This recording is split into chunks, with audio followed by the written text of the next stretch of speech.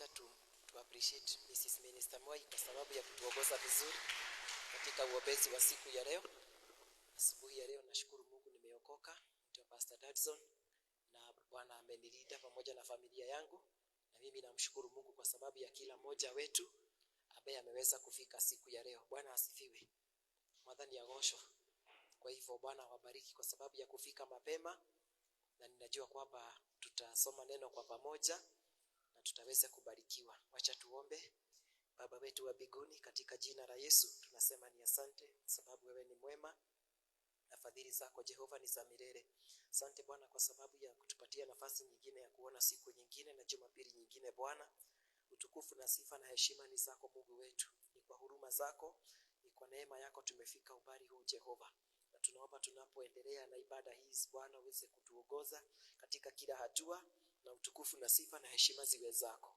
Na ni katika jina la Yesu tunaomba na kuamini. Amen.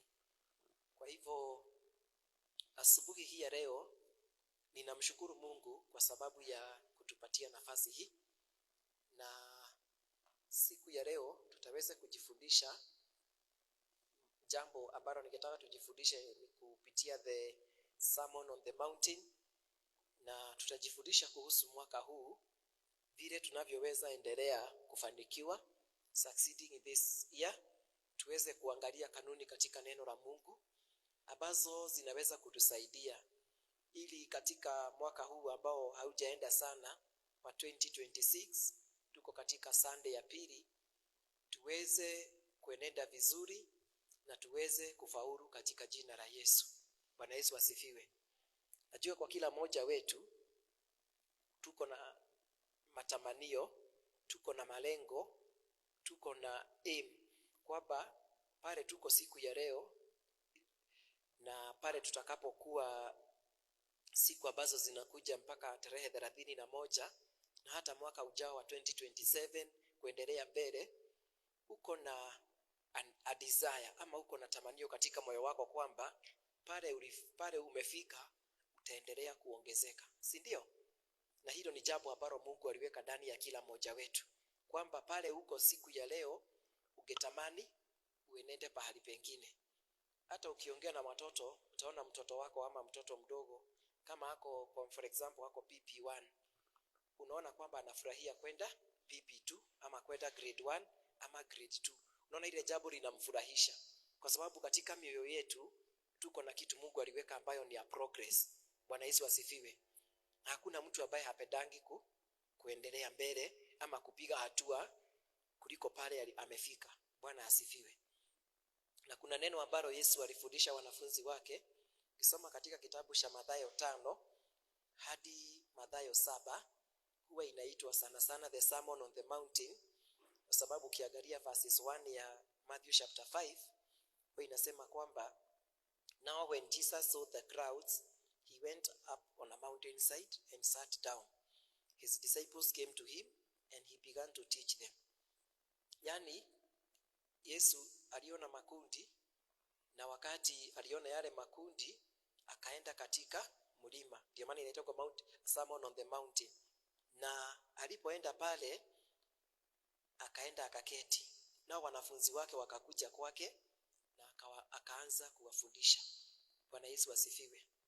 Na haikuwa sermon ya dakika moja ama sermon kidogo, kwa sababu ukiangalia hiyo utaona imeanza chapter 5 ikaingia chapter 6 ikaingia mpaka chapter 7, na kuna mambo mengi ambapo Yesu alifundisha wanafunzi wake, na pia sisi kwa sababu sisi pia ni wanafunzi wa Kristo, wanafunzi wake Yesu, kunayo mambo ambayo tunaweza kuangalia katika neno na likaweze kutusaidia.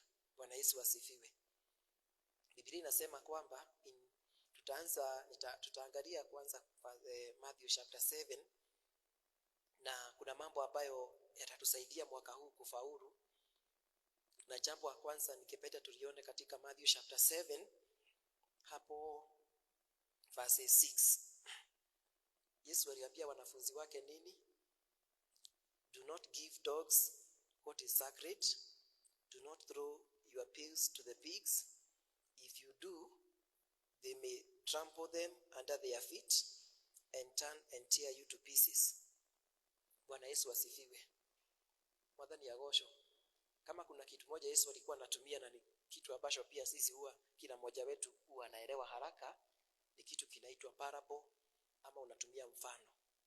Sasa Yesu mention katika verse 6 something that is sacred, kitu ambacho ni kisafi ama kitakatifu. Anasema kwamba do not give dogs what is sacred, do not throw your pearls to the pigs, if you do they may trample them under their feet and turn and tear you to pieces. Ukiangalia characteristic moja ya nguruwe, kwa mfano nguruwe hata pale zinaishi si pahali pasafi sana, hata ikioshewa na usafishwe bado utakuta ile nguruwe inapenda uchafu, si ndio? Na hata kama iko pahali labda zinazunguka katika miji yetu, kienda mjini utakuta kuna nguruwe ambazo zinazunguka, na ule uchafu ambao nguruwe inakula na vile ina behave si kitu ambacho unatamani sana. Na Yesu akafananisha akasema kwamba mtu anaweza kuwa na kitu cha dhamana for example, na akirushie nguruwe ama akirushie mbwa, na kwa sababu ile mbwa ama nguruwe haijadhamini kile ambacho kiko pale, Biblia inasema kwamba itazikanyanga under their feet alafu ikuattack. Sasa nilikuwa najifundisha hili neno first point kwamba kile ambacho Mungu ametupatia ni cha dhamana. Bwana asifiwe. Wokovu ambao mimi na wewe tumebeba ni wa dhamana. Mafundisho ambayo tumefundishwa na neno la Mungu, kule Mungu alitutoa akatuweka katika ufalme wake, ametupatia kitu cha dhamana. Ambia jirani yako unabeba kitu cha dhamana. Ukuite kitu kia goro. Bwana asifiwe. Na huo wokovu wako, kuna watu ambao hawadhamini mambo ya wokovu, mambo ya Mungu, mambo ya kanisa, mambo ya kiungu, ambayo ni mambo masafi, mambo matakatifu, mambo ya kutusaidia.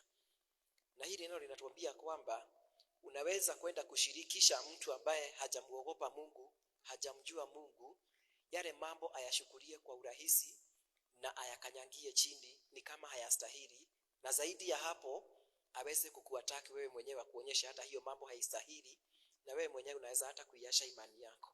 Bwana asifiwe. Madhani ya gosho. Kwa hivyo Yesu aliambia wanafunzi wake kitu kimoja, kile ambacho mmebeba ambacho ni cha dhamana si cha kuenda tu kikipelekwa kila pahali. Bwana asifiwe. Hata kuna mtu ambaye anaweza kuja kukuuliza mambo ya Mungu, lakini ndani yake anataka kukuonyesha kwamba hiyo mambo sio mazuri, ama kumakanyagiriria thĩ kana kumagithia kiene. Bwana asifiwe. Ama nia yake ni kukutoa katika imani.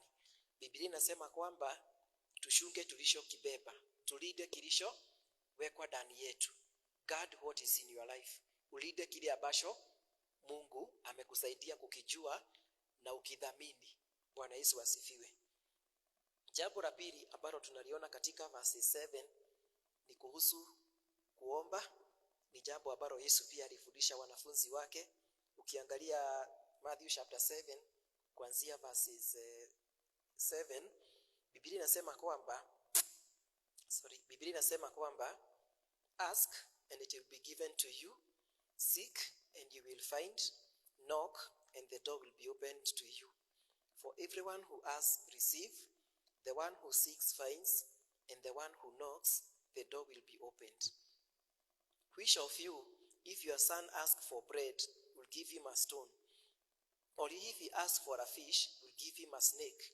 If you then, though you are evil, know how to give good gifts to your children, how much more will your Father in heaven give good gifts to those who ask him? Bwana asifiwe. Yesu alisema, kama vile tulifundishwa siku ya ushirika, ya kufungua ushirika, tulielezewa kuhusu Matthew chapter 18, kuhusu mwanamke mmoja ambaye alikuwa anaenda kwa hakimu, ambaye hakuwa anamuogopa Mungu na hakuwa anamjali mwanadamu, akiuliza apate haki. Na kwa sababu alienda pale kila wakati, tulifundishwa kwamba yule hakimu alimsikiliza. Bible inasema kwamba sisi ambao sio wazuri tunajua kupea watoto wetu vipawa vizuri. Nituikuesha na shitu kitu kiega. Bwana asifiwe. Kama ni wakati wa kununulia watoto wako nguo, unawanunulia. Kama ni wakati wa kuwapeleka kwa kanisa, unawapeleka. Kama ni wakati wa kuwalipia shule, unawalipia. Kama ni wakati wa kuenda kuwatembeza kwa family members, unawapeleka. Biblia inasema kwamba sisi tunajua kupea watoto wetu vipawa vizuri. Anauliza, how much more will your Father in heaven give good gifts to those who ask him? Je, Baba wetu wa mbinguni ambaye ni mtakatifu na ni mkamilifu, atawapatia aje vipawa wale ambao huwa wanamuomba? Kwa sababu Biblia inasema kwamba kanuni moja ya kuomba ni kuuliza. You ask. Bwana asifiwe. Ukiuliza utapewa. Ukitafuta utapata. Ukibisha utafunguliwa. Na ndio maana ikarudia tena ikasema kwamba yeyote ambaye anauliza huwa anapokea. Yeyote huwa anatafuta huwa anapata. Yeyote huwa anabisha, mlango huwa unafunguliwa. Bwana asifiwe. Kwa hivyo mwaka huu, kama sasa mwezi huu wa Januari, tulisema kila mmoja wetu, mdogo na mkubwa, tutenge wakati wa maombi na kufunga, si ndio? We have a time of prayer and fasting. Na hili ni neno nzuri la kutuongoza tunapoomba na tunapofunga. Kwamba tukiuliza Mungu tutapewa. Tukitafuta tutapata. Tukibisha mlango tutafunguliwa. Kwa sababu kwa mambo haya matatu kuna mambo ya kuuliza. Bwana Yesu asifiwe. Kuna mambo huwa tunaomba tunamuuliza Mungu. We ask God. Tunamuomba tukiuliza. Mengine huwa tunatafuta. Mengine zaidi ya kuomba, zaidi ya kuuliza, unatafakari neno, unaelewa vile mambo yako, unayatafuta. Bwana Yesu asifiwe. Mengine tunahitaji Mungu atufungulie milango. Kwa hivyo tunabisha mlango. Kama sasa wakati watoto wanaingia shule kesho, kama wengine wanaenda grade 10 na wengine labda wamemaliza form 4, tunazidi kubisha milango tofauti. Tukiombea maisha yao ya baadaye. Kwamba kule watakapoenda Mungu atakuwa pamoja na wao. Kule watakapoenda Mungu atawalinda. Kule watakapoenda Mungu atawabariki. Bwana Yesu asifiwe. Mwadhani ya gosho. Kwa hivyo kila mmoja wetu lazima awe mtu wa kuuliza na tusichoke. Unajua maombi, kuna kitu moja ya maombi ambayo Yesu alifundisha katika Luke chapter 11. Akapeana example ya mtu ambaye alikuwa amelala na rafiki yake akaja kwake, alipata mgeni usiku. Sasa yule rafiki yake alienda kubisha kwake, anabisha kwake ili aweze kumfungulia, aweze kumpatia mkate, aweze kuandalia mgeni wake. Lakini yule mtu alikuwa anamwambia, hapana, mimi nimelala, hata watoto wangu wamelala. Yule mtu akazidi kubisha. Na yule mtu akasema, akamfungulia. Kwa sababu kuna kitu cha maombi kinaitwa persistence, ama kufuatiliza jambo. Mwadhani ya gosho. Mwadhani ya gosho. Na hilo ni jambo la maana sana katika uombezi. Kwa sababu ukiwa mtu wa kuomba alafu unakufa moyo, utakuta mambo mengi haujayapokea. Lakini maombi huwa tunafundishwa kwamba you need to be persistent. Kana kinyofuatilie, lakini lazima uendelee kutafuta. Bwana Yesu asifiwe. Ndiposa Yesu akasema kwamba Mungu atawapatia vipawa vizuri wale ambao wanaendelea kumuomba Mungu wetu ama kumuomba Mungu. That is Matthew chapter 7 verses 7 to verses 11. Jambo la tatu ambalo Yesu alifundisha wanafunzi wake, hiyo ya pili ilikuwa kuhusu maombi. Jambo la tatu liko katika Matthew chapter 7 verses 12. Yesu akasema kwamba, so in everything do to others what you would have them do to you, for this sums up the law and the prophets. Alisema kwamba kwa mambo yote mfanyie watu wengine vile mngependa wawafanyie nyinyi, kwa sababu hii ndio inakamilisha sheria yote na unabii wote. Bwana asifiwe. Kwa hivyo jambo la tatu ambalo tunafaa tujifundishe mwaka huu, mundu uria wiongenda gwikirwo ni mundu uria ungiri, unawe wirute gwikaga undu ucio. Bwana asifiwe. Kama ungependa watu wengine wasimame na familia yako na wawe baraka kwa familia yako, hata wewe uwe baraka kwa familia nyingine. Mwathani ya gosho. Kaundu karia wendaga ungenda gwikirwo ni mundu ri, do to others what you would have them do to you. Ufanyie watu wengine mambo ambayo hata wewe mwenyewe ungetamani ufanyiwe na mtu mwingine. mwingine. Bwana asifiwe. Na hili ni jambo ambalo tunaweza kuliona katika a positive. Si tu tuione katika negative way, tunaweza kuiona in a positive way. Kama ungetamani kwamba wakati uko na shida usaidiwe na mtu mwingine, hata wewe unafaa usaidie mtu mwingine yako na shida ukiwa na uwezo wa kumsaidia. Bwana asifiwe.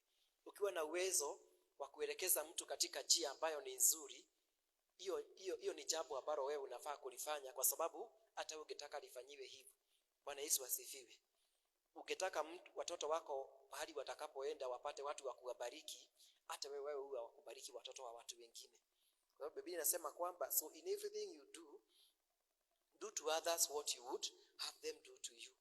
Wekage andũ arĩa angĩ maũndũ marĩa ũngĩenda gwĩka atĩa, ũngĩenda gwĩkĩrwo. Na Jesũ akiuga ũndũ ũcio nĩ mũnene mũno, tondũ it sums up the law and the prophets. Bwana asifiwe. Jambo la 4 liko katika Matthew chapter 7 na liko katika verses 13, na linasema kuhusu the narrow and the wide gate. Biblia inasema kwamba enter through the narrow gate, for wide is the gate and broad is the road that leads to destruction, and many enter through it. But small is the gate and narrow is the road that leads to life, only a few find it. Kuna kitu Yesu anafundisha hapo. Jambo la 4 ni kwamba aliwaambia kuhusu milango mwadhani ya gosho. Bwana asifiwe. Akawaambia kwamba muingilie katika ule mlango mwembamba, kwa sababu ile mlango mpana na mkubwa ni mlango ambao umeelekeza wengi katika uharibifu, na ni watu wengi wamechagua hiyo njia. Enter through the narrow gate. Kwa sababu Yesu alijua kwamba njia ambayo mtu akishika, kwa mfano njia ya imani, sio njia rahisi. Mwadhani ya gosho, tijira hudhu, sio njia rahisi, na hiyo njia tumeshika kwenda kuima. Kuna hiyo self denial, kuna mambo utajinyima katika hii safari ili uweze kukamilika. Ndipo Yesu akasema kwamba kila mtu aingilie katika the narrow gate, kwa sababu kuna milango ni miwili. Kwa mfano tuko na ile mlango ya kanisa, kila mmoja anapitia, na kuna hii milango kidogo, si ndio? Na ule mlango unaweza kutoshea watu wengi kuliko huu. Na Biblia inatuambia kwamba ule mlango ambao Yesu anasema tupitie si mlango mpana sana. Ni kwa sababu katika mlango huu wa kuendelea katika safari ya imani, ukiwa na mizigo, kuna mzigo unaweza kubeba ukose kutoshea ule mlango. Mwadhani ya gosho. Nikio Yesu arauga atiriri, Yesu anasema hivi, tuingilie katika ule mlango mwembamba, kwa sababu mlango ambao ni mpana na mkubwa ni njia ambayo imeelekeza wengi katika upotevu na uharibifu. Na kuna watu wengi wamechagua hiyo njia. Hata katika taifa, hata katika mji wetu, sio watu wote wameokoka. Lakini ningekuhimiza mwaka huu tukae katika njia za Mungu. Bwana asifiwe. Hata kama hiyo njia iko na changamoto zake, iko na mambo mengi ambayo labda tukipenda kuyafanya, tunasema kwa sababu nimeshika njia ya imani, mambo kama hayo siwezi yafanya. Kwa sababu nimeshika njia hii ya imani, mambo kama yale siwezi yafanya. Tushike hiyo njia ya Mungu. Bwana asifiwe. Nilikuwa nasoma kitabu cha Ayubu, nikaona chapter 1 ya Ayubu, na unaweza enda hapo ili uweze kuelezea vile na maanisha. Kitabu cha Ayubu 1, Job chapter 1. Kuna kitu kimoja ambacho kitabu cha Ayubu kinasema kwamba Ayubu 1 verses 1, hapo ukisoma verses 1 ilikuwa inasema kwamba in the land of Uz there lived a man whose name was Job. This man was blameless and upright. He feared God and shunned evil. Yani katika nchi ya Uzu kuliishi mtu mmoja alikuwa anaitwa Ayubu, na huyu mtu alikuwa hana lawama, na yeye ni mkamilifu, he is upright. Na Biblia inasema kwamba alikuwa anamuogopa Mungu, na alikuwa he shunned away from evil. Alikuwa anaondokea njia za uovu. Kwa hivyo kwa kila mmoja wetu, Mosa nikasema nielezee hilo neno, na hili lingine niseme kwamba hii ni kama vile tunasema kuna milango miwili.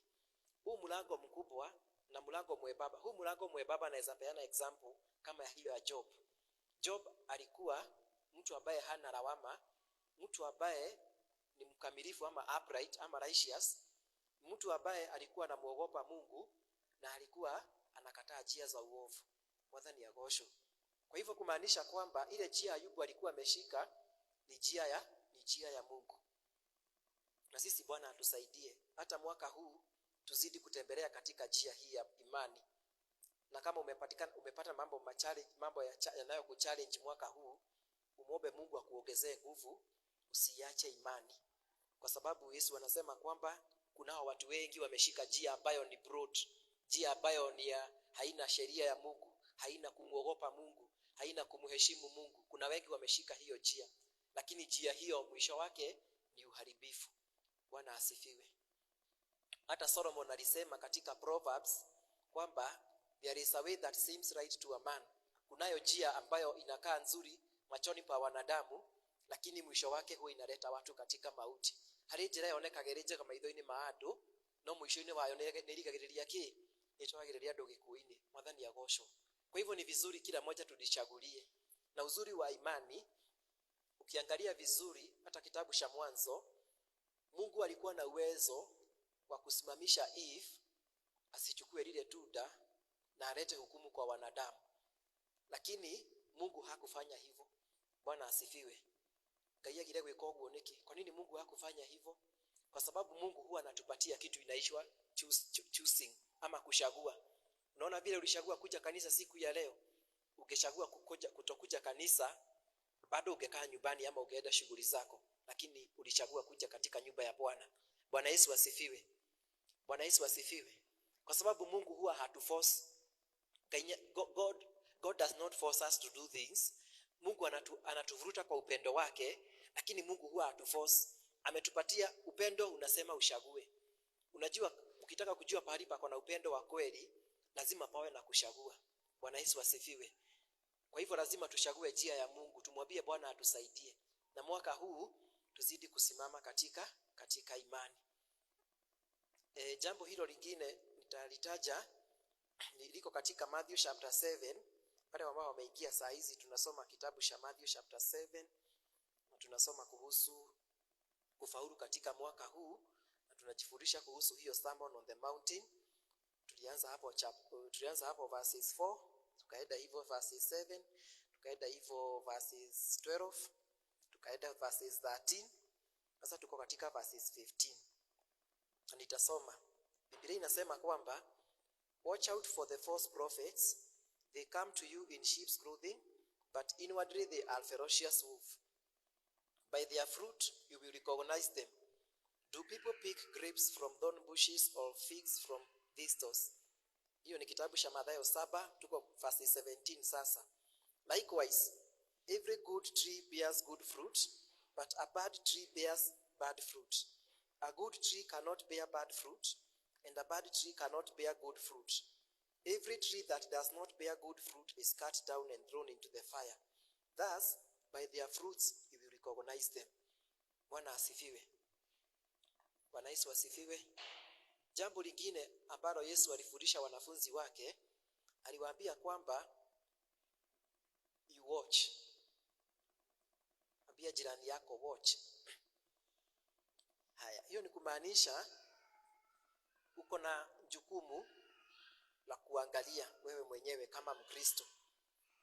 Tuko na jukumu la kujua na kutambua na kupambanua ama kuihuga. Uko na responsibility.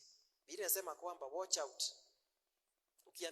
Kwa mfano ukiambiwa na mtu, let's say for example unaenda Nyahururu, uambiwe you watch.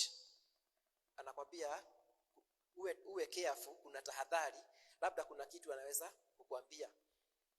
Kwa mfano unaweza kuta kuna pahali sign ya barabara. Unaona kuna sign huo ukienda kwa barabara kama hii, ukienda Nyeri unakuta pahali pamewekwa sign ya wanyama wa pori wanapita. Mnyama anakaa kama swara. Si unaona hiyo sign ya kukuonyesha kwamba hapa kuna wanyama wa pori huo wanapita. Bwana Yesu asifiwe. Kwa sababu unaweza kuwa umekuja umeendesha gari ya matatu ama gari yako, yule mnyama hakuambiangi anakuja, si wanapitanga tu, labda kwa upande huu wa msitu anataka kupita upande ule mwingine, amefukuzwa labda na simba, kwa hivyo anaweza kuwa amekuja amepita nini barabara. Bwana asifiwe. Hiyo ni kitu moja ya kusema ni uwe careful, tahadhari, watch. Bwana asifiwe. Naye Yesu aliwaambia wanafunzi wake kwamba watch for the false prophet, na aliwaambia kwamba wanakuja wakiwa wamevaa jozi ama nguo za kondoo, kwa sababu kondoo inajulikana haina hamu, lakini yule mtu tuseme amefananishwa, yule false prophet amefananishwa na wolf, na tunajua kwamba wolf huwa anakula nini? Hata kondoo anakula, si ndio? Kwa hivyo yule mtu amevaa kama ngozi ya kondoo na kila kitu amejifunika vizuri, hata yule akobali anaona ni nini? Ni kondoo, lakini ndani yake ni nini? Ni mbwa mwitu. Bwana asifiwe. Na hili neno linasema kwamba verses 9:20 inatuambia kwamba utawajua kwa matunda yao.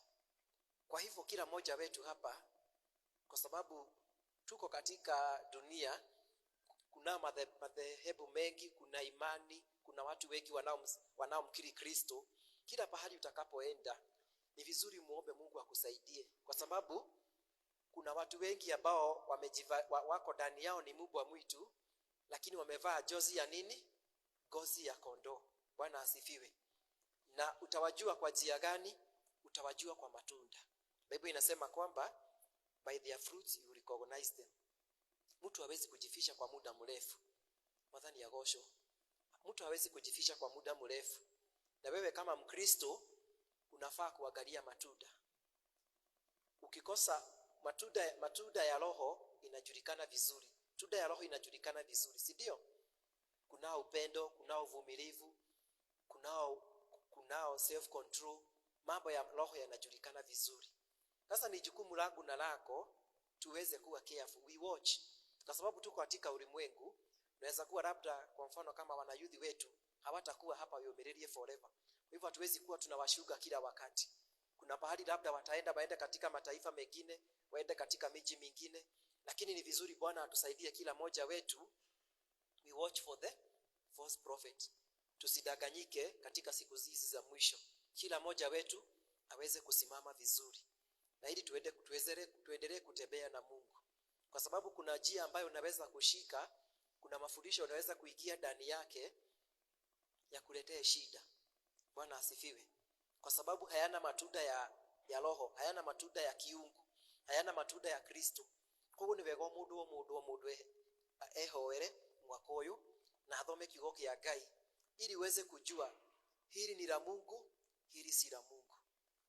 Bwana Yesu asifiwe. Na ukisikia Yesu akisema kwamba unaweza kudanganyika, ujue ni kweli mtu anaweza kudanganyika, unaweza kudanganywa. Lakini Biblia inatuonyesha kwamba tutawajua kwa matunda yao. Kwa hivyo ukiangalia matunda ukute hapa, hiyo matunda sio ya ufalme wa Mungu. Najua hapa sio Mungu. Bwana Yesu asifiwe. Na pia akasema kwamba verses 21, sasa hapo ndipo tuko 21, inasema kwamba pia not everyone who says to me Lord Lord will enter the kingdom of heaven, but only those who do what the will of my Father who is in heaven. Many will say to me on that day, Lord Lord, did we not prophesy in your name, and in your name drive out demons, and in your name perform many miracles? Then I will tell them plainly, I never knew you. Away from me, you evildoers. Bwana asifiwe. Yesu mwenyewe alisema kwamba sio kila mtu ambaye anasema Bwana Bwana ataingia katika ufalme wa mbinguni, lakini yule tu ambaye anayefanya mapenzi ya Baba wetu aliye mbinguni. Unajua alikuwa anaongelesha wanafunzi wake, na mtu akiongea na wanafunzi wake unawaambia maneno kama yale, kwa sababu aliwaambia kwamba wengi watasema katika hiyo siku kwamba Bwana, si tulitabiri kwa jina lako, si tulitoa mapepo kwa jina yako, na tukafanya miujiza mikubwa kwa jina lako? Atasema kwamba mimi siwajui. Kwa nini? Kitu cha kwanza kabla tufanye miujiza, kitu cha kwanza kabla tufanye kazi ya Mungu, tunafaa kujua mapenzi ya Bwana ni nini. Tunafaa kuwa tunatembelea katika yale Mungu amesema ni ya kutembelea ndani yake. Tunafaa kuwa tumeokoka na tunaenenda katika ukweli kabla ya mambo mengine yote. Bwana asifiwe. Kwa sababu kitabu cha Ufunuo kinatuambia kwamba kazi zetu zitatufuata. Mawira maitu ni magatuma thutha, Mwathani agocwo. Kwa hivyo usijali, usiogope kwa sababu ya mambo ya kazi ambayo unamfanyia Bwana. Kazi ambayo unayofanyia Bwana, Bwana atakulipa. Bwana asifiwe. Kitu unafaa kutafuta mbele ni vile Yesu aliambia wanafunzi wake hapo katika Matthew chapter 6. Ukisoma hapo tu tunasoma the Sermon on the Mountain, na tulisema imeanza chapter 5 hadi chapter 7. Kuna kitu aliwaambia hapo katika verses 33 kwamba watafute ufalme wake kwanza na haki yake, na mambo mengine yote watazidishiwa. Mwathani agocwo. Kwa hivyo hata unapokuja kanisa mwaka huu, tamani kutafuta ufalme wa Mungu. Tamani kutafuta kufanya mapenzi ya Mungu. Tamani kukaa katika njia za Mungu. Tamani kuenenda katika njia ambazo zitampendeza Mungu. Ukiona ukichagua hii njia itakuletea shida, hii njia itakufanya utoke katika njia za Mungu, marafiki watafanya nipoteane na Mungu, ni heri upitie hiyo njia nyembamba ili ukae na Mungu. Bwana asifiwe. Kuri gacirogio na gaka ndagera nikagutuma turanwo na Ngai. Mwathani agocwo. Na kwa hivyo siku ya leo ningekuombea kwamba na mimi najiombea pia nikiwaongelesha siku ya leo kwamba, kwa sababu sio mtu ambaye kila mtu anasema Bwana Bwana ataingia, ni yule ambaye anafanya mapenzi ya Bwana aliye mbinguni. Tumuombe Mungu atusaidie mwaka huu ili tuenende kutembea katika njia ambazo zitampendeza Mungu, ili katika kila hatua tunayopiga kila siku iweze kumfurahisha Mungu. Bwana asifiwe. Na jambo la mwisho hapo anasema katika verses 24 kwamba tuyashike mafundisho ya Mungu. Kwa sababu Biblia inasema kwamba therefore everyone who hears these words of mine and puts them into practice is like a wise man. Kwa hivyo yule ambaye anasikia maneno ya Yesu na kuyatekeleza, do not only usikue tu watu wa kusikia, bali watu wa kutenda neno la Mungu. Na yule ndiposa Yesu akasema kwamba yule ambaye anasikia mafundisho yangu na kuyafanyisha kazi ama kupractice, anakuwa ruti ya wira, is like a wise person.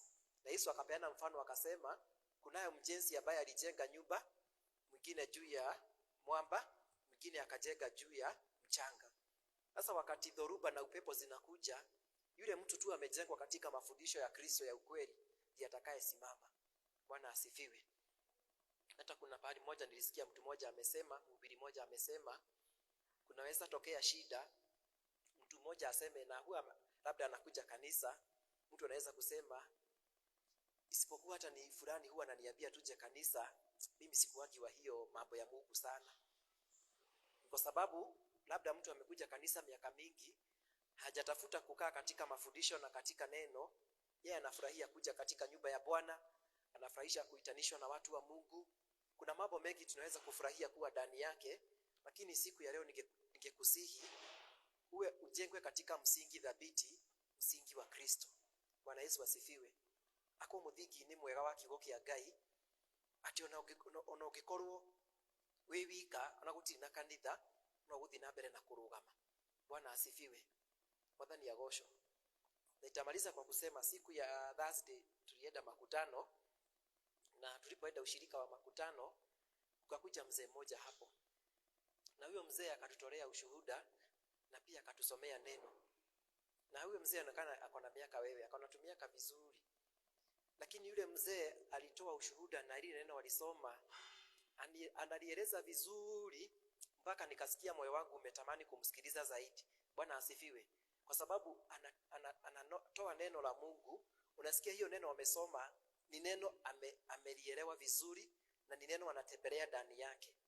Alikuwa anatuambia kuhusu Isaia 46 hapo Mungu alisema kwamba atawabeba wana wa Israeli. Bwana asifiwe. Na wewe kubali kudhibitika katika neno, katika ujana wako, hata katika miaka ya uzee, tukubali kudhibitika katika hili neno. Ili wakati dhoruba na upepo unakuja, zitakuwa zinakuja, lakini zinakuacha umesimama vizuri. Zitakuwa zinakuja zinaacha kazi yako imesimama vizuri. Zitakuja zinaacha jamii yako imesimama vizuri, kwa sababu Mungu ni mwaminifu katika neno lake. Bwana Yesu asifiwe. Kwa hivyo kwa sababu ya muda tutafikisha hapo, na ninaomba Mungu mwaka huu atusaidie sana. Kama huna Biblia, tulikuwa tunafundishwa kwamba kitu cha kwanza ni uwe na Biblia yako. Jambo la pili, ujifundishe kuisoma, na kuisoma yote bila kubagua ni wapi. Una make sure unasoma neno, unakuwa mtu wa maombi, udhibitike vizuri katika msingi na imani ya ukweli ya Kristo. Na tukifanya yale, Bwana atatubariki mwaka huu. Bwana Yesu asifiwe. Bwana awatende mema na awazidishie neema. Amen. Kwa hivyo sasa tutaitaria na matangazo.